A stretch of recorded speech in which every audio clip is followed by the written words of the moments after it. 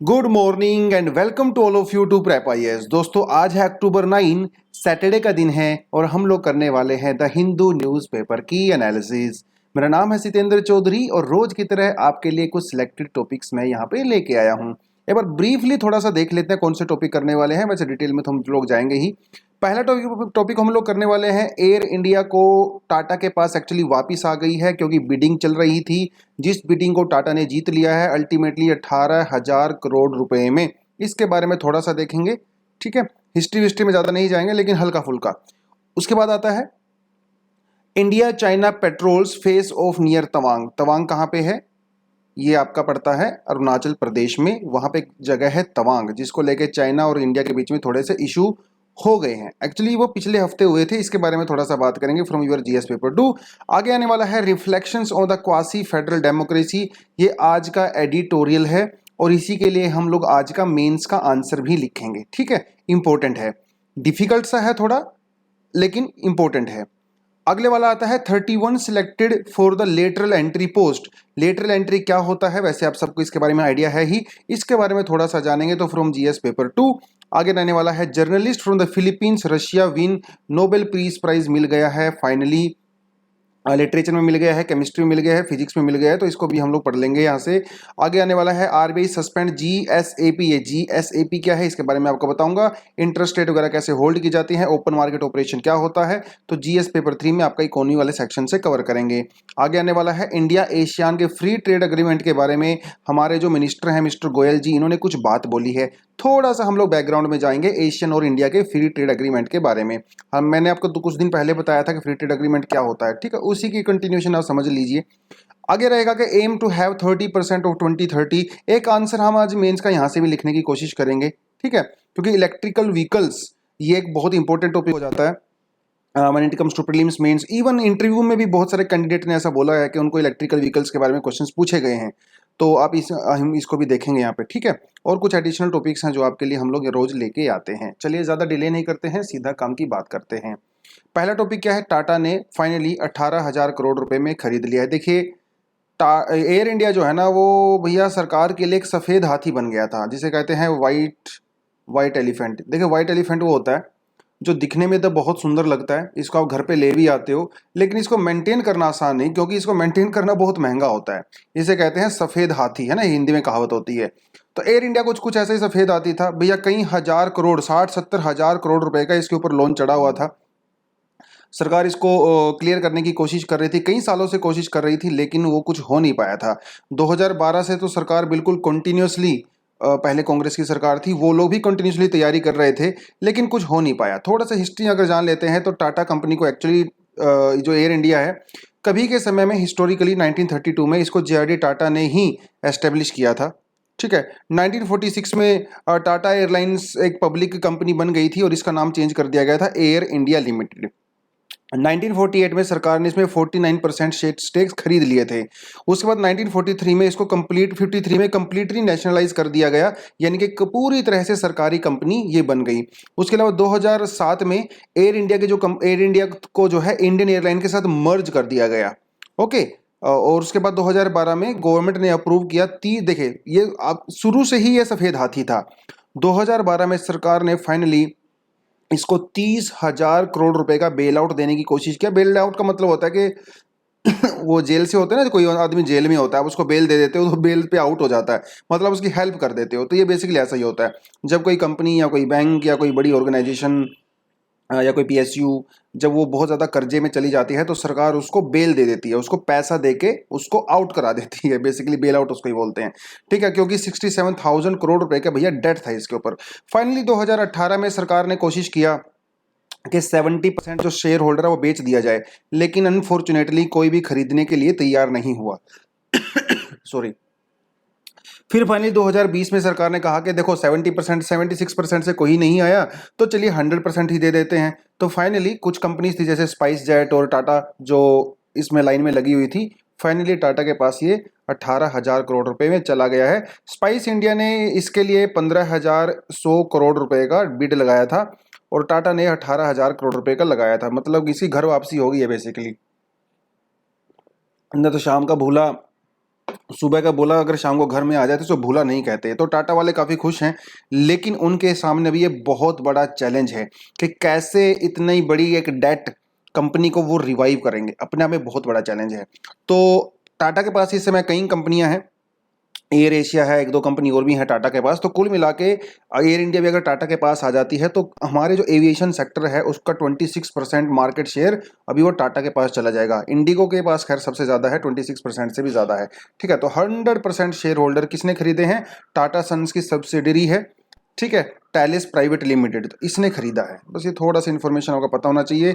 और ये इसके बहाने आप क्या कर सकते हो, एक डिसइन्वेस्टमेंट का टॉपिक आता है आपका इकोनॉमी में, ठीक है, डिसइन्वेस्टमेंट को आप पढ़ सकते हो अपने पर्सपेक्टिव से। ठीक है, उसके अलावा एफडीआई के बारे में भी अगर आपको पढ़ना है तो आप यहीं से कहीं रिलेट करके इसको पढ़ सकते हो। तो वो टॉपिक आपको मैं सजेस्ट करता हूँ, ज़रूर पढ़िए डिसइन्वेस्टमेंट वाला टॉपिक। चलिए आगे कहता है India China patrols face off in Tawang. देखिए ये है आपका अरुणाचल प्रदेश, ठीक है, और यहाँ पे ये जो डिस्ट्रिक्ट आपको नज़र आ रही है ये है तवांग।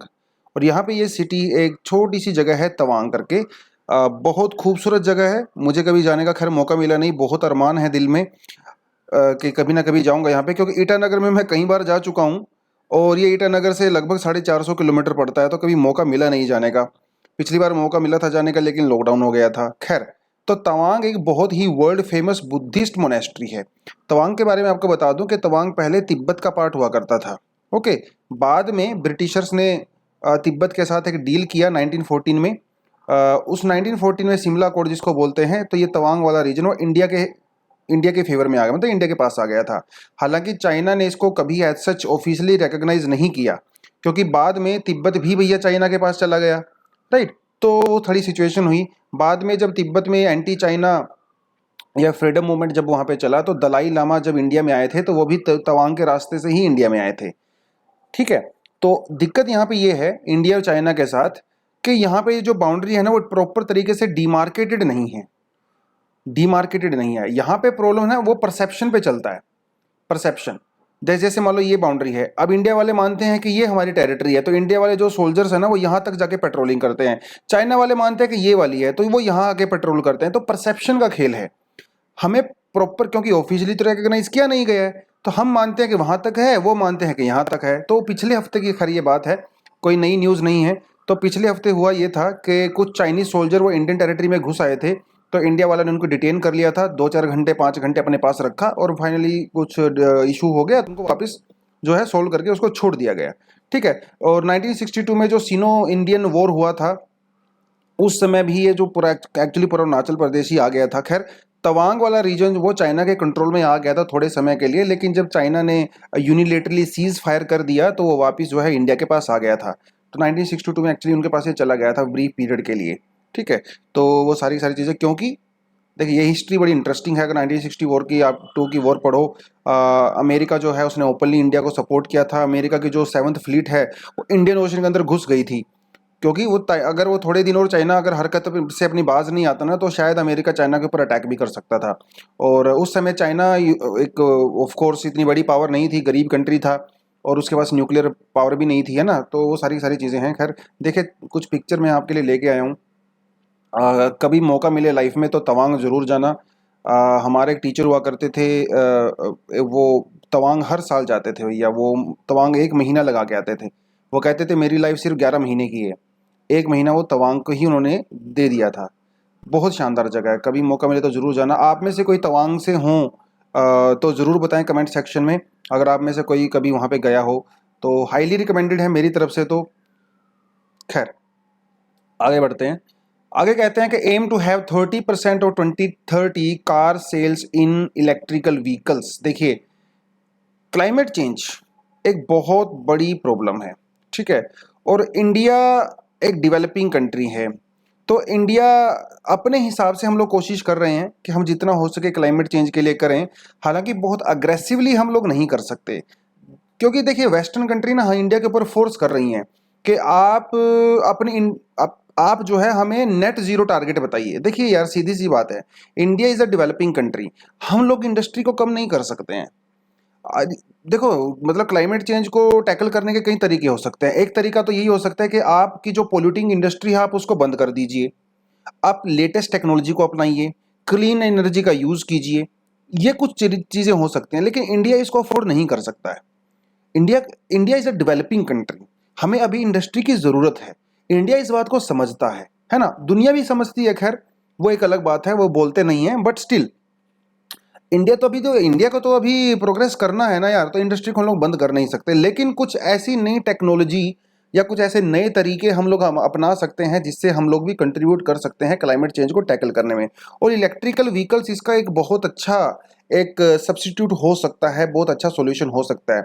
लेकिन यहाँ पे एक चीज़ आपको और मैं बता दूं कि देखने में ऐसा लगता है कि इलेक्ट्रिकल व्हीकल्स एक बहुत बढ़िया सॉल्यूशन है। मैं कह रहा हूँ सिर्फ देखने में ऐसा लगता है, लेकिन क्या एक्चुअली में ये सॉल्यूशन है, ये भी आपको सोचना पड़ेगा। देखिए, हम जो इलेक्ट्रिसिटी प्रोड्यूस करते हैं, इंडिया का 70 से 80% जो इलेक्ट्रिसिटी प्रोड्यूस करते हैं वो कोल बेस्ड है, फॉसिल फ्यूल बेस्ड है। Are you getting this point? Fossil fuel based.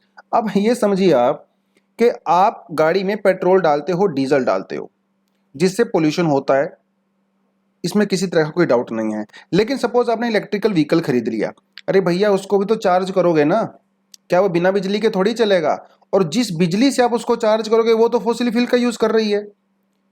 तो अपने दिल को तसल्ली देने के लिए आपने इलेक्ट्रिकल व्हीकल को ले लिया, लेकिन अल्टीमेटली इलेक्ट्रिकल व्हीकल्स भी तो पोल्यूशन कर ही रहे हैं, क्योंकि जो बिजली आ रही है वो तो कोल बेस्ड आ रही है। तो इंडिया जैसी कंट्री में जहां पे हमारी मोस्टली इलेक्ट्रिसिटी कोल से प्रोड्यूस होती है, क्या वहां पे इलेक्ट्रिकल व्हीकल एक बहुत बढ़िया सब्स्टिट्यूट है कि नहीं है? ऊपर से इलेक्ट्रिकल व्हीकल जो बहुत महंगे होते हैं, इनकी रेंज बहुत कम होती है, वो एक अलग मैटर है। बट स्टिल अगर इंडिया को एक्चुअली में इलेक्ट्रिकल व्हीकल को इंट्रोड्यूस करना है और एक लीडर बनना है, वर्ल्ड लीडर क्लाइमेट चेंज को टैकल करने के लिए, तो पहले आप अपनी इलेक्ट्रिसिटी वाली प्रोडक्शन की प्रॉब्लम को सुधारिए। ऊपर से इलेक्ट्रिकल व्हीकल में जो बैटरी यूज होती हैं, है ना, लिथियम आयन बैटरी यूज होती हैं, ये सब आपको सबको पता है, ये भी पोल्यूशन क्रिएट करती हैं। लिथियम आयन बैटरी, जहां से लिथियम को माइन किया जाता है, अगर आपने उन एरियाज को देख लिया ना, तो आप इलेक्ट्रिकल व्हीकल कभी खरीदोगे नहीं, क्योंकि वो इतना ज़्यादा अनक्लीन और पोल्यूशन प्रोड्यूस करती हैं, वो एक बिल्कुल अलग मैटर है। आप YouTube पे कुछ डॉक्यूमेंट्री वगैरह को देख सकते हो, कैसे लिथियम आयन बैटरी को बनाया जाता है, उसको माइन किया जाता है, और जहाँ पे माइन किया जाता है वहाँ पे कितना ज़्यादा इकोलॉजिकल डिस्ट्रक्शन होता है। तो पहले तो वो एक अलग मुद्दे हो सकते हैं, लेकिन इस आर्टिकल पर वो देखिए, ये इतना बड़ा मुद्दा है इलेक्ट्रिकल व्हीकल का, इसमें मैं सारा दिन बात कर सकता हूँ। इंपॉर्टेंट भी है और वैसे भी इंपॉर्टेंट है, वैसे भी इंपॉर्टेंट है। खैर, सरकार का ये कहना है कि 2030 तक, अगले 10 साल में, 9-10 साल में हम लोग इलेक्ट्रिकल व्हीकल्स की सेल इंडिया में 30% करेंगे। Are you getting this point? ये आपको बस यहाँ पे समझने की जरूरत है कि ये इंडिया का टारगेट है सरकार का। अगले 9-10 साल में हम इसको करने वाले हैं। क्यों करने वाले हैं? यू वेरी वेल नो, क्योंकि पेरिस एग्रीमेंट में हम लोग जो प्रोमिस करके आए हैं, INDC, एक तो वो हमें वो अचीव करना है ना। ऊपर से इंडिया जो इतना ज़्यादा फॉसिल फ्यूल मतलब क्रूड ऑयल जो इंपोर्ट करता है, उस इंपोर्ट के ऊपर भी हमारी डिपेंडेंसी कम हो जाएगी, राइट? तो ये कुछ कुछ बेनिफिट होने वाले हैं, इसलिए इंडिया इलेक्ट्रिकल व्हीकल्स को कर रहा है। लेकिन यहाँ पे बहुत सारे चैलेंज भी हैं, है ना। यू वेरी वेल, लोग थोड़े महंगे भी होते हैं, रेंज कम होती है, हमारे पास चार्जिंग वाला ही नहीं है, हमारे पास इंफ्रास्ट्रक्चर। सपोज करो आपको दिल्ली से चंडीगढ़ जाना है और रास्ते में ही अगर आपकी गाड़ी रुक गई, उसकी बैटरी खत्म हो गई, तो आप क्या करोगे? पहली बात तो वहाँ पे कोई है नहीं ऐसा चार्जिंग पोर्ट। दूसरी बात, अगर लगा भी दिया आपने, मान लो कहीं पे सरकार ने बना भी दिया, उसको चार्ज करने में आधे से 1 घंटा लग जाएगा। तो पहली बात तो फास्ट चार्जिंग होनी चाहिए। हर 5-7-10 किलोमीटर के ऊपर आपके पास इलेक्ट्रिकल इंफ्रास्ट्रक्चर होना चाहिए, जैसे पेट्रोल पंप होते हैं। बहुत सारे प्रैक्टिकल चैलेंज भी इसके सामने हैं। खैर, सस्टेनेबल एक डेवलपमेंट के लिए इसकी रिक्वायरमेंट है, इकोनॉमी, इकोलॉजी, एनवायरनमेंट के पर्सपेक्टिव से। तो इसी के लिए आज का एक आंसर भी है, यहाँ पे क्वेश्चन आप लिख सकते हो। Electrical vehicle seems to be the best solution to tackle climate change and pollution.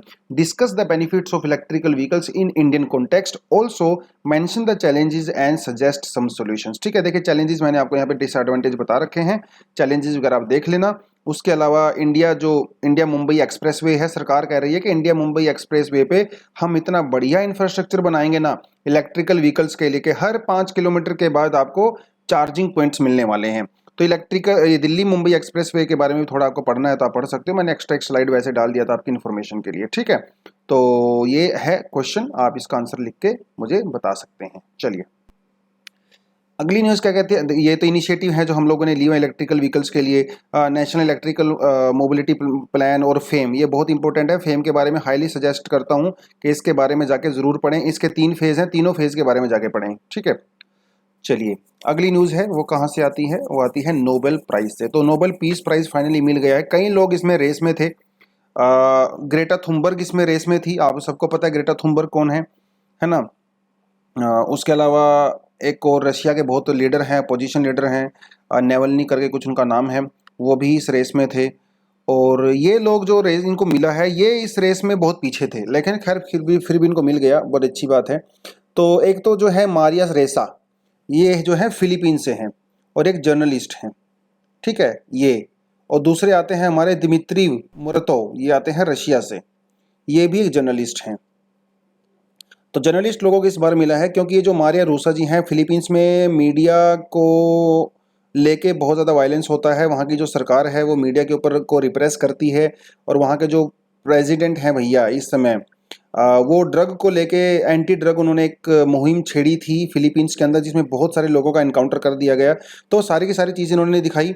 और उसके अलावा मेरिया रूसा ने बहुत अच्छे अच्छे आर्टिकल लिखे हैं। इन्होंने कहा है कि जो फेसबुक है, Facebook is also a threat to the democracy and freedom of press, क्योंकि फेसबुक के लिए fake news and all that उन्होंने बहुत बड़ी बड़ी बातें उसके लिए बोली हैं, ठीक है। इन्होंने मिस रूसा ने एक वेबसाइट है रैपलर, इसको इसकी ये को फाउंडर हैं, इसके बारे में आपको पता होना चाहिए, कई बार एग्जाम में वो पूछ लेता है कि Rappler was recently in news, ठीक है, it is related to what, इस तरह के क्वेश्चन वो पूछ लेता है। उसके अलावा मिस्टर जो मुर्तो हैं, इन्होंने भी एक न्यूज़पेपर, इंडिपेंडेंट न्यूज़पेपर है, उसके फाउंडर हैं, जिसका नाम है नोवोया गेजेट, ठीक है। तो ये इसके बारे में आपको पता होना चाहिए, 1993 में इन्होंने ये बनाया था।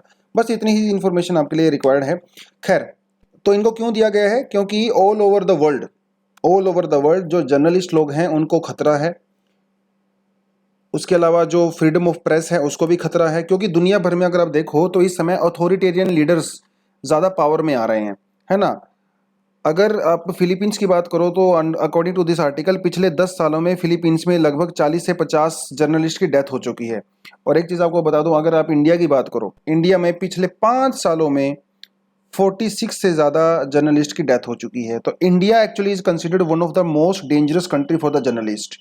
रिपोर्टर्स विदाउट बॉर्डर ये ऑर्गेनाइजेशन है जिसने 2021 में वर्ल्ड प्रेस फ्रीडम इंडेक्स निकाला था, जिसने इंडिया का रैंक जो है 142 रखा था। So India is one of the worst country when it comes to the safety of the journalism and freedom of press according to this report।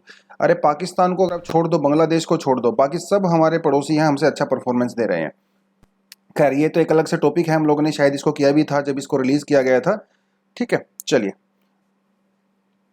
आगे वाली न्यूज क्या कहती है कि आरबीआई सस्पेंड्स जीएसएपी। ये जीएसएपी क्या है, ये है G sec acquisition programme holds interest rate. देखिए तो ये बिल्कुल एक कोर टॉपिक है इकोनॉमी का, अगर आपको मैं सच्ची बात बताऊं तो। अगर आपके बेसिक इकोनॉमी के टर्म्स क्लियर नहीं है तो इस तरह के आर्टिकल नहीं समझ में आते हैं, लेकिन कोशिश करते हैं। देखो ये जी सेक क्या होता है, गवर्नमेंट सिक्योरिटी क्या होता है, पहले तो आपको ये समझने की जरूरत है। Government security is nothing but a piece of paper. जब गवर्नमेंट को पैसे की रिक्वायरमेंट होती है तो इस पीस ऑफ पेपर को रिलीज करती है, जिसे गवर्नमेंट सिक्योरिटी कहते हैं। तो जो लोग, मान लो यहाँ पे बहुत सारे बैंक्स हैं ऑल दैट, जो लोग इस गवर्नमेंट सिक्योरिटी को खरीदते हैं ना, वो सरकार को पैसा देते हैं।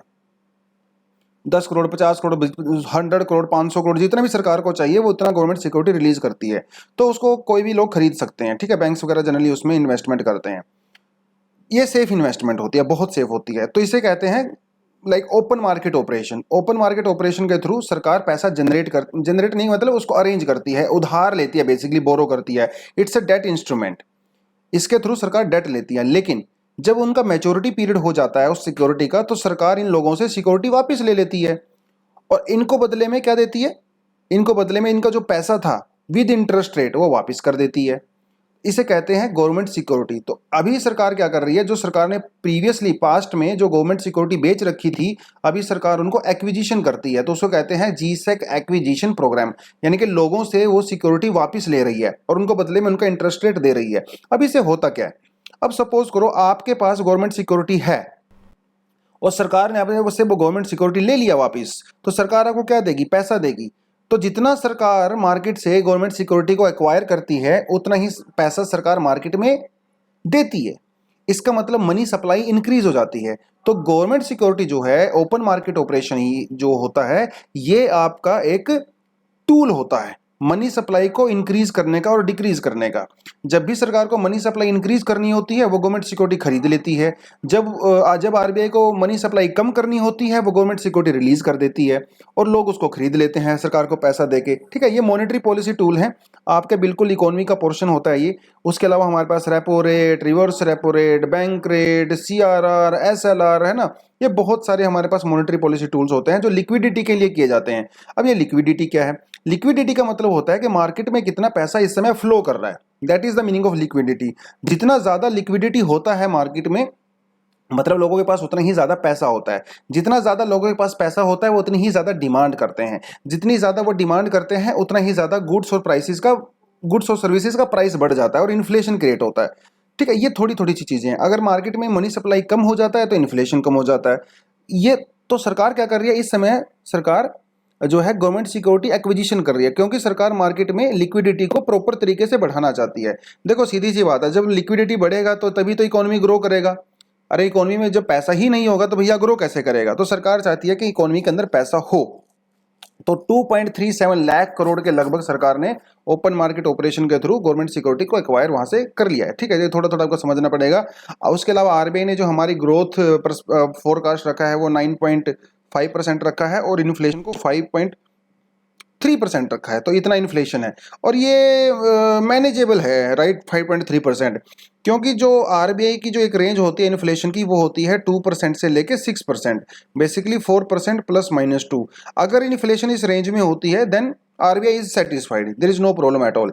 लेकिन जैसे ही अगर वो इससे कम हो जाती है, इससे ज़्यादा हो जाती है, then RBI takes some steps क्योंकि इन्फ्लेशन जीरो भी नहीं होना चाहिए। ठीक है, 2% से कम अगर इन्फ्लेशन हो जाता है it is also dangerous for economy. अगर वो 6% से ज्यादा हो जाता है still it is bad for economy.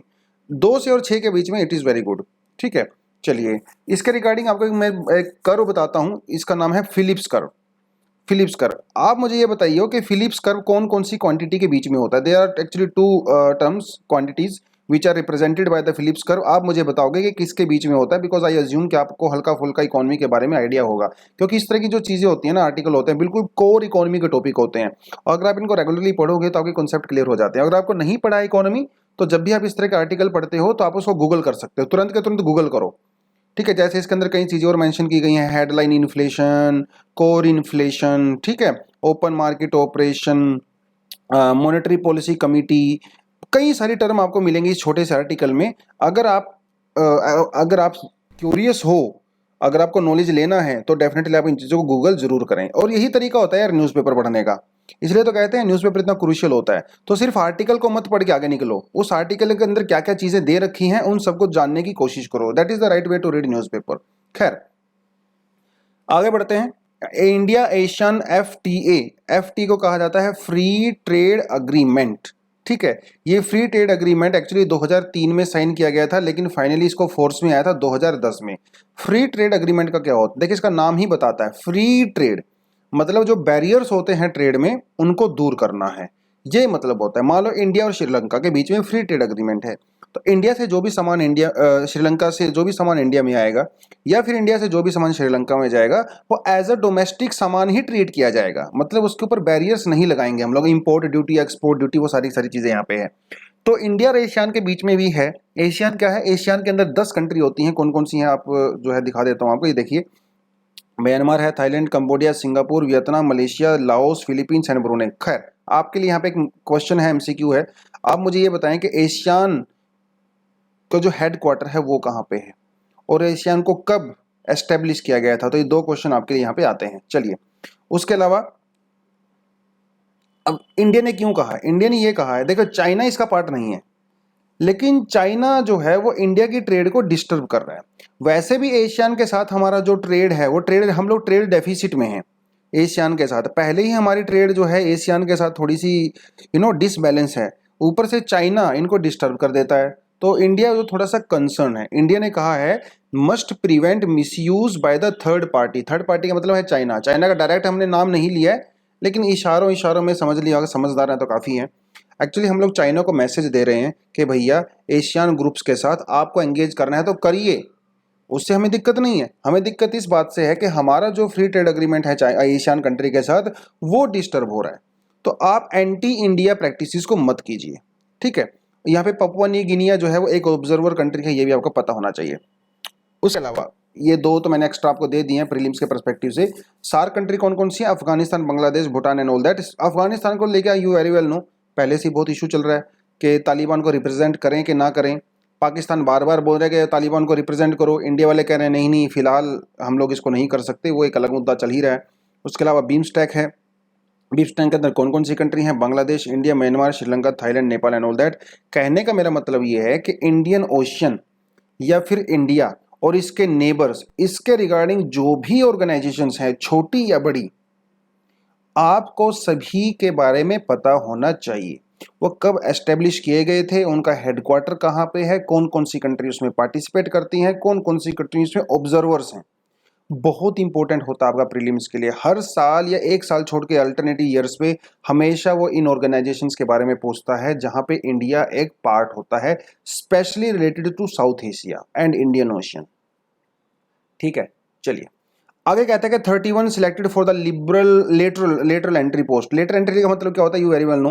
Letter entry का मतलब होता है कि प्राइवेट सेक्टर से भी मिनिस्टर्स, प्राइवेट सेक्टर के जो मैनेजरियल लेवल पे होते हैं उनको हम लोग मिड लेवल जो ब्यूरोक्रेसी होती है वहां पे उनको अपॉइंट कर सकते हैं। कहने का मतलब यह है अगर आपको ब्यूरोक्रेट बनना है, ठीक है, जॉइंट सेक्रेटरी तक अगर आपको जाना है तो जरूरी नहीं है कि एग्जाम ही क्लियर करना है। अगर आप बहुत पढ़े लिखे इंसान हो या किसी प्राइवेट कंपनी में बहुत मैनेजर लेवल पे हो तब भी आप उसके लिए अप्लाई कर सकते हो, आपको सिलेक्ट किया जा सकता है। इसे कहते हैं लेटरल एंट्री, ठीक है। लेटरल एंट्री पास्ट में भी बहुत सारे एग्जांपल्स रहे हैं जहां पे लेटरल एंट्री के थ्रू लोगों को ब्यूरोक्रेसी का पार्ट बनाया गया है। जैसे खुद मनमोहन सिंह जी थे, मोंटे सिंह अहलवालिया थे, वो भी विजय केलकर थे, सुब्रमण्यम जी थे। इस तरह के बहुत सारे लोग ऐसे रहे हैं पास्ट में भी जो लेटरल एंट्री के थ्रू एंट्री उन्होंने किया है। लेकिन जो प्रेजेंट जो सरकार है ये लेटरल एंट्री को थोड़ा सा ज़्यादा प्रेफरेंस देती है और इसीलिए शायद अगर आप देखो यूपीएससी वैकेंसी भी बहुत कम निकालती है क्योंकि ये लोग प्राइवेट सेक्टर से ही अपॉइंट कर लेते हैं बहुत सारे लोगों को जो सीनियर होते हैं, जिनका ट्रैक रिकॉर्ड बहुत अच्छा होता है ना। वो सारी की सारी चीज़ें हैं। देखिए अभी तो 31 कैंडिडेट को लेटरल एंट्री के थ्रू यहाँ पे एंट्री दिया गया है, ठीक है। ज्वाइंट सेक्रेटरी और डायरेक्टर लेवल पे ज्वाइंट सेक्रेटरी जो होते हैं वो थर्ड सबसे हाईएस्ट पोस्ट होती है। जब आप मिनिस्ट्रीज की बात करते हो हाईएस्ट पोस्ट होती है। वैसे तो इसमें आईएएस ऑफिसर ही होते हैं लेकिन आप यहाँ से भी जा सकते हो, ठीक है। तो ये जो ज्वाइंट सेक्रेटरी या डायरेक्टर या डेप्यूटी सेक्रेटरी होते हैं जनरली वो ग्रुप ए की जो सर्विसेज होती हैं। ग्रुप ए की सर्विस कौन कौन सी होती हैं? आईएएस, आईपीएस और आईआरएस। ये जनरली इसको ये लोग फुलफिल करते हैं, लेकिन लेटरल एंट्री के थ्रू प्राइवेट सेक्टर से भी लोग यहाँ पे एंट्री कर सकते हैं। तो 31 लोगों ने यहाँ पे एंट्री किया है, ठीक है। ये चीज़ आपको पता होना चाहिए। दिसंबर 2020 में और फरवरी 2021 में यूपीएससी ने पोस्ट निकाली थी लेटरल एंट्री के लिए जिसमें बहुत सारे लोगों ने एप्लीकेशन दिया था। जैसे 100 ये इतना कोई याद करने की जरूरत नहीं है, लेकिन बात वही है कि सरकारी बाबू सबको बनना है। तो ये बाबू बनने के लिए मारा मारी जो है बिल्कुल जवानी में शुरू हो जाती है। जिसको जवानी में नहीं मिलती वो बुढ़ापे में जाके ले लेता है। तो आप लोग भी बाबू बाबू बनने के लिए मारा मारी कर रहे हो। ये प्राइवेट सेक्टर से भी बहुत सारे लोग बाबू बनने के लिए मारा मारी कर रहे थे। तो इतनी सारी एप्लीकेशन आई थी, फाइनली उनका इंटरव्यू वगैरह लिया यूपीएससी ने और इंटरव्यू के बाद 31 कैंडिडेट को यहाँ पे सिलेक्ट किया गया। तो भैया कंपटीशन वहाँ पे भी है, कंपटीशन यहाँ पे भी है। हर जगह लाइफ में कंपटीशन है। तो अगर कंपटीशन से भागोगे तो आप मीडियोकर बन के रह जाओगे, ठीक है। एवरेज और मीडियोकर बन के जिंदगी नहीं जीनी है, हमेशा ये ध्यान रखो। एक जिंदगी मिली है, एवरेज नहीं बनना है, एक्सेप्शनल बनना है। और एक्सेप्शनल बनने के लिए मेहनत भी आपको एक्सेप्शनल ही करनी पड़ेगी, नहीं तो फिर आप वो 99% का पार्ट बन के रह जाओगे और आप सोचते रहोगे 1% के बारे में, पार्ट बन के रह जाओगे 99% के बारे में। इसलिए मेहनत करो जितना ज़्यादा हो सके, जी तोड़ मेहनत करो, because you want to be a part of 1%। Because when you are a part of 1% you can help so many other peoples. क्योंकि 1% वालों के पास पावर होती है और ये 99% वाले बेचारे पावरलेस होते हैं। If you will have power, you have resources, you can empower other people also, ठीक है, हु आर वल्नरेबल और एवरीथिंग। खैर, आज का एडिटोरियल से क्वेश्चन क्या बनता है? What do you understand by the democratic federalism? Discuss the challenges with respect to Indian polity. Also, suggest some solution. बिल्कुल सिंपल, मैंने कोई टफ लैंग्वेज यहाँ पे यूज नहीं की। लेकिन अगर आप आज का एडिटोरियल पढ़ोगे ना भैया, इतना टफ लैंग्वेज है इसका, फिर भी मैंने इसको इंक्लूड किया है। क्यों किया है? क्योंकि जब आप टफ चीजें पढ़ते हो ना, आप ज्यादा ग्रो करते हो। अपने आप को चैलेंज करो, अपने ब्रेन को चैलेंज करो, टफ किताबें पढ़ो, टफ आर्टिकल्स पढ़ो, क्योंकि तभी आप सीखोगे, अपने आप को चैलेंज करोगे। अगर आप वही हल्का फुल्का ही पढ़ते रहोगे तो आपकी ग्रोथ भी हल्की फुल्की होगी। अगर आप चेतन भगत पढ़ते रहोगे तो आपका दिमाग भी चेतन भगत के नोवेल जैसा ही हो जाएगा। इसलिए टफ लिटरेचर पढ़ो, चैलेंज करो अपने दिमाग को, ठीक है। नए नए वर्ड्स देखने को मिलेंगे, आपकी सोच खुलेगी। इसलिए मैंने आज इसको इंक्लूड किया है। अगर आप इसको पढ़ने पर जाओगे ना, अगर आपके आपके को पॉलिटिक्स के ऊपर कमांड नहीं है, या फिर पॉलिटिकल साइंस आपको ऑप्शनल नहीं है, तो इस तरह के आर्टिकल आपको बहुत टफ लग सकते हैं। लेकिन इनको पढ़ो, चैलेंज करो अपने आप को। 2 बार पढ़ो, 3 बार पढ़ो, 4 बार पढ़ो। खुद मैंने इसको आज 2 बार पढ़ने के बाद इसको समझा है। तो चैलेंज करो अपने आप को, ठीक है। खैर, क्या कहता है आर्टिकल? कहता है ये जो है फेडरलिज्म के बारे में बात कर रहा है, और इंडिया की जो डेमोक्रेसी है वो कैसी फेडरल है, you very well know that. ठीक है, किसने कहा था? मैंने कह रहा हूँ, ये किसने कहा था? पॉलिटिकल साइंटिस्ट थे बहुत बड़े, केसी वियर इनका नाम है। इन्होंने कहा था कि इंडिया की जो फेडरलिज्म है वो कंप्लीट फेडरलिज्म नहीं है, वो क्वासी फेडरलिज्म है। कंप्लीट फेडरलिज्म जैसे यूएसए का है, क्वासी फेडरलिज्म है लेकिन सेंट्रलाइज्ड टेंडेंसी है। मतलब सेंटर की तरफ ज़्यादा टिल्टेड है, सेंटर के पास ज़्यादा पावर है, स्टेट के पास बहुत कम पावर है। एक इन्होंने ये कहा। दूसरी बात इन्होंने कही कि इंडिया एक मल्टी कल्चरल कंट्री है। इंडिया के अंदर जो स्टेट्स बनाए गए हैं वो लैंग्वेज के बेसिस पे बनाए गए हैं। उसके अलावा हमारे यहाँ पे बहुत सारे एथनिक ग्रुप भी हैं, उसके अलावा बहुत सारे रिलीजन्स भी हैं, उसके अलावा बहुत सारी कास्ट भी हैं, जिनके बेसिस पे हम लोगों ने स्टेट्स को नहीं बनाया है। लेकिन फिर भी आपस में इनके बीच में टसल चलती रहती है। तो लैंग्वेज के बेसिस पे आपने बना दिया, लेकिन कास्ट के बेसिस पे हम लोगों ने नहीं बना पाए हैं, क्योंकि एक तो प्रैक्टिकल भी पॉसिबल नहीं था, और दूसरी बात यह है कि लेकिन उनके बीच में इश्यूज चलते रहते हैं। इंडिया का जो कॉन्स्टिट्यूशन है वो इतना मैजिकल है कि इतनी ज़्यादा डाइवर्सिटी होने के बावजूद भी हम लोग अभी तक उसको इंटैक्ट करके रखे हुए हैं। It's a magical. अब उसके लिए कुछ चीज़ें हैं। ऐसा क्यों है? क्यों हमारा कॉन्स्टिट्यूशन इतना ज़्यादा सक्सेसफुल है और पूरी दुनिया हैरान है इंडिया की सक्सेस को देख के? उसके कुछ रीजंस हैं। पहले बात तो हमारे यहाँ पे यूनिवर्सल एडल्ट सफरेज है। सभी लोग वोट कर सकते हैं जो 18 प्लस हैं। किसी तरह का कोई डिस्क्रिमिनेशन नहीं है on the basis of caste, economic status and all that. एक तो सबको एक यूनिफॉर्मिटी का एहसास होता है, इक्वालिटी का एहसास होता है। उसके अलावा हमारे यहाँ पे कुछ फ्री इंस्टीट्यूशंस हैं, जैसे इलेक्शन कमीशन ऑफ इंडिया, जिसके ऊपर लोग बिलीव करते हैं। हमारा जो जस्टिस सिस्टम है वो भी फ्री है फ्रॉम गवर्नेंस से, जिसकी वजह से हमारी सोसाइटी में चीज़ें पोलराइज नहीं हो पाती हैं एक ही डायरेक्शन में, क्योंकि डाइवर्सिटी बहुत ज़्यादा है ना। तो कास्ट के नाम पे या जेंडर के नाम पे या फिर आप रिलीजन के नाम पे हमारी कंट्री में बहुत डाइवर्सिटी है। तो सिंगल आइडेंटिटी नहीं है, ये भी एक बहुत बड़ा रीज़न है इंडिया में डेमोक्रेसी की सक्सेस होने का। तो diversity is good, diversity is good according to this editorial. लेकिन इसको कुछ खतरा भी है। There are some fault lines. Democracy तभी तक सुरक्षित रह सकती है जब तक आपका पार्लियामेंट्री सिस्टम प्रॉपर तरीके से काम कर रहा हो। लेकिन हमारे यहाँ पे जो पार्लियामेंट है उसको लेके कुछ प्रॉब्लम्स हैं। कैसे? पहली बात तो हमारे यहाँ पे जो पार्लियामेंट्री सेशंस हो रहे हैं ना, पिछले कुछ सालों में आप देख रहे होंगे बहुत ज़्यादा हंगामेदार हो रहे हैं। और ऐसा नहीं है कि सिर्फ अभी हो रहे हैं। अगर आप पास्ट देखिए, एक्चुअली ऐसा होता है ना, लोग हिस्ट्री को भूल जाते हैं। अब हिस्ट्री लोग पढ़ते तो है नहीं, जो लोग हिस्ट्री को पढ़ते हैं वो भूल जाते हैं। अगर आप इंडिया में पार्लियामेंट्री सेशन की हिस्ट्री देखोगे ना, वहाँ पे मुक्के, लात, कपड़े फाड़ देना, माइक फाड़ देना, कॉन्स्टिट्यूशन को फाड़ देना, गाली गलौज करना, वहाँ के जो बाउंसर्स होते हैं उनके साथ मुक्के वो करना, अपोजिशन के बाल फाड़ देना, इतने सारे इंसिडेंट हुए हैं पास्ट में भी। तो ऐसा नहीं है कि पार्लियामेंट्री सेशन पहली बार ऐसे हो रहे हैं। लेकिन चाहे वो पास्ट में हुए हों चाहे वो प्रेजेंट में हुए हों, इससे एक संदेश तो दुनिया के सामने जाता है कि हमारे पार्लियामेंट्री सेशन, हमारी पार्लियामेंट कहीं ना कहीं डिसफंक्शनल है। उसके अलावा जो मेंबर ऑफ पार्लियामेंट हैं भैया, उनके इस समय हमारे मेंबर ऑफ पार्लियामेंट जो है 30% से ज़्यादा उनके ऊपर क्रिमिनल चार्जेस हैं। और ये कोई नॉर्मल क्रिमिनल चार्जेस नहीं है किसी को थप्पड़ मार दिया, नो, सीरियस क्रिमिनल चार्जेस हैं। कई तो ऐसे हैं जिनके ऊपर रेप के चार्जेस लगे हुए हैं। मर्डर के चार्जेस लगे हुए हैं। इससे क्या पता लग चलता है? इससे पता चलता है कि रक्षक ही भक्षक हो गए हैं। जो आपकी रक्षा करने के लिए बनाए गए हैं, आपके राइट्स को प्रोटेक्ट करने के लिए बनाए गए हैं, वही आपके राइट्स को छीन रहे हैं। इससे हमारा जो पूरा डेमोक्रेटिक स्ट्रक्चर है ना कहीं वो उसके ऊपर क्वेश्चन मार्क आता है। तो अच्छी बातें भी बहुत सारी हैं, लेकिन उनके लिए कुछ चैलेंज भी हमारे सामने हैं। ठीक है, अगर आप डेमोक्रेटिक फेडरलिज्म की बात करो, डेमोक्रेसी का मतलब होता है that people are equally treated. Federalism का मतलब होता है कि अलग अलग यूनिट्स होती हैं, स्टेट यूनिट, सेंट्रल यूनिट है ना, लोकल यूनिट्स, उसके बारे में बात कर रहे हैं। तो डेमोक्रेटिक फेडरलिज्म का मतलब ये है कि it means that institution to ensure equality, equality भी होनी चाहिए, और सेंटर के साथ कोऑर्डिनेट करके चलो भैया, क्योंकि सेंटर की पावर हमारे यहाँ पे ज्यादा है। तो जो हमारे यहाँ पे स्टेट्स होते हैं, they are not subordinate to the centre, they have a separate powers, और इनके बीच में जो डिस्प्यूट होता है उसको इंडिपेंडेंट जुडिशरी उसको सोल्व करती है। Are getting this point? Centre के पास अलग पावर है, स्टेट के पास अलग पावर है, जुडिशरी इनके डिस्प्यूट को सोल्व करती है। अब ये सुनने में बहुत अच्छा लग रहा है, लेकिन ये इतना स्मूथ है नहीं। जुडिशरी के ऊपर भी टाइम टू टाइम सवाल उठाए जाते हैं, सेंटर और स्टेट के बीच में जो डिस्प्यूट होता है इनके ऊपर भी टाइम टू टाइम सवाल उठाए जाते हैं।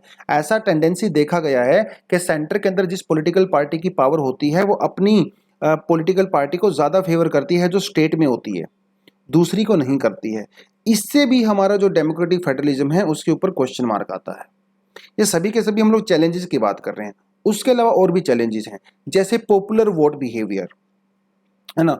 लोग ऐसी पॉलिटिकल पार्टी को ज्यादा वोट देते हैं, उसको इलेक्ट करते हैं जो फ्री में चीजें बांटती है, या कास्ट के बेस पे या रिलीजन के बेस पे उनको मार्जिनलाइज करती है। तो ये भी एक बड़ी प्रॉब्लम है जिसकी वजह से हमारी पॉलिटिकल पार्टीज की क्वालिटी और ओवरऑल डेमोक्रेसी की क्वालिटी कम हो गई है। उसके अलावा एथनिक ग्रुप और किनशिप नेटवर्क, मतलब जैसे कास्ट के बेस पे, रिलीजन के बेस पे, एथनिसिटी के बेस पे लोग वोट करते हैं, तो वो भी गलत बात है। ऊपर से किनशिप के ऊपर करते हैं, जैसे बाप का बेटा भी आगे जो है वो सीएम बन जाता है, पीएम बन जाता है। तो ये जो फैमिली के का जो बिजनेस होता है, आजकल तो पॉलिटिकल पार्टी फैमिली बिजनेस ही बन गई है, उसको लेके भी यहाँ पे कुछ समस्याएं हैं। कल्ट पर्सनैलिटी को लेके की भी समस्याएं। लोग डेमोक्रेसी की वैल्यू के बेसिस पे वोट नहीं करते हैं, इंसान को देख के वोट करते हैं। कल्ट पर्सनैलिटी, जैसे Indira Gandhi was a cult personality, Jawaharlal Nehru was also, and Modi ji was also. तो कल्ट पर्सनैलिटी को लोग वोट देते हैं, ये भी डेमोक्रेसी के लिए कहीं ना कहीं खतरा है। इसके बेसिस पे लोगों को वोट नहीं करना चाहिए। अगर आप हिस्ट्री की बात करो तो इंडिया में 1935 का जो एक्ट पास हुआ था उसमें थोड़ी बहुत डेमोक्रेटिक फेडरलिज्म की बात की गई थी। जो रिजर्व पावर है वो स्टेट को दिया गया था, फंडामेंटल राइट के बारे में बात की गई थी, डायरेक्टरी प्रिंसिपल्स के बारे में बात की गई थी। तो कुछ ना कुछ पावर जो है स्टेट्स को दे दी गई थी, लेकिन स्टेट्स को ऑटोनॉमी नहीं मिली थी। ऑटोनॉमी का मतलब होता है फ्रीडम। आज भी स्टेट्स के पास ऑटोनॉमी नहीं है। सेंटर जब चाहे नया स्टेट बना सकती है, उसकी बाउंड्री को कम कर सकती है, ज्यादा कर सकती है। इस रीजन की वजह से भी स्टेट के बीच में, सेंटर के बीच में बहुत सारे प्रॉब्लम्स होती हैं। नेशन बिल्डिंग की अगर आप बात करो तो हमारी जो पॉलिटी है वो सेंटर की तरफ ज्यादा पावरफुल है। ऑल इंडिया सर्विसेज को लेके भी बहुत सारे सवाल उठाए जाते हैं कि कैसे ऑल इंडिया सर्विसेज के जो ऑफिसर्स होते हैं, जो आईएएस आईपीएस होते हैं, वो सेंटर की तरफ टिल्टेड होते हैं, उनके एजेंट होते हैं। और कैसे स्टेट की जो सरकारें होती हैं, स्टेट का जो एडमिनिस्ट्रेशन होता है उसके लिए बायस्ड होती हैं। राज्यसभा को लेके भी बहुत सारे सवाल उठाए जाते हैं कि कैसे राज्यसभा के थ्रू पैटर्नाइज किया जाता है। जो लोग लोकसभा से जीत के नहीं आ पाते उनको राज्यसभा से लेके आया जाता है। तो राज्यसभा के थ्रू एक्चुअली स्टेट का इंटरेस्ट नहीं देखा जा रहा है। राज्यसभा बहुत सारे मामलों में बिल्कुल पावरलेस है। तो राज्यसभा को भी यहाँ पे क्रिटिसाइज किया गया क्योंकि राज्यसभा को भी और ज़्यादा मजबूत करने की यहाँ पे जरूरत है। उसके अलावा जो पॉपुलर स्टेट है, जैसे जिनकी पॉपुलेशन बहुत ज़्यादा, जैसे यूपी है, बिहार है, इनका अभी जो दूसरी स्टेट हैं जिनके पॉपुलेशन कम है वो कम मेंबर भेजती हैं पार्लियामेंट में। जो पॉपुलर स्टेट होती हैं वो ज़्यादा मेंबर भेजती हैं, तो इसलिए उनकी पावर भी थोड़ी सी ज़्यादा हो जाती है। तो अलग अलग स्टेट के बीच में डिसबैलेंस कहीं ना कहीं यहाँ पे हो जाता है।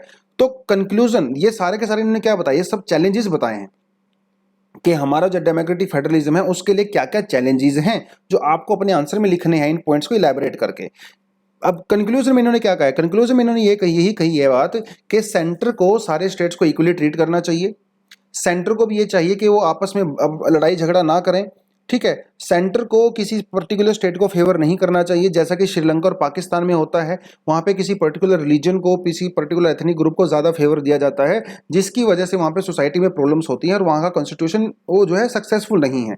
इंडिया को उनसे लेसन लेना चाहिए और इंडिया को जितने भी हमारे यहाँ पे एथनिसिटी हैं, रिलीजन हैं, कास्ट हैं, सभी के साथ मिलके बैठ के बात करनी चाहिए। ठीक है, तो तभी जो है बेसिक स्ट्रक्चर की जो प्रॉपर फीलिंग है या फेडरलिज्म की जो फीलिंग है, डेमोक्रेटिक फेडरलिज्म की हम लोग बात करते हैं, कोऑपरेटिव फेडरलिज्म की बात करते हैं, तभी वो यहाँ पे सक्सेसफुल हो सकता है, ऐसा इन्होंने कंक्लूजन में कहा है। ठीक है, उसके अलावा कुछ एडिशनल रीडिंग हमारे पास है, आप इनको भी यहाँ पे जाके पढ़ सकते हो। ठीक है, आई होप तो आज इसको हम यहीं पे ख़त्म करते हैं। आई होप आपको आज का एडिटोरियल ठीक ठाक लगा होगा। अगर आप रेगुलर देखते हो एडिटोरियल को तभी फायदा है। अगर आप 10 दिन में 20 दिन में एक बार एडिटोरियल देखने आओगे न्यूज़पेपर के एनालिसिस, फिर आपको बहुत सारी चीज़ें अननोन लगेंगी। कंटिन्यूस देखा करो, रोज़ देखा करो, क्योंकि ये चीज़ें धीरे धीरे धीरे धीरे over a period of time ये पूरी कवर हो जाती हैं। अब एक ही लेक्चर में, एक ही वीडियो में 5 मिनट में आप पूरा टॉपिक कवर नहीं करवा सकते, राइट? लेकिन जब आप उसको 6 महीने तक लगातार देखते रहोगे, उसकी हर डायमेंशन आपके पास कवर हो जाती हैं। अपनी नोटबुक लेके बैठा करो, नोटबुक में इंपॉर्टेंट पॉइंट्स को नोट डाउन किया करो। अपने हाथ से लिखोगे तो ज़्यादा अच्छे से याद कर पाओगे, उसको रिटेन कर पाओगे, आंसर राइटिंग भी आपकी इंप्रूव होगी। ठीक है, चलिए आज यहीं पे ख़त्म करते हैं। Thank you very much, all the best and जय हिंद।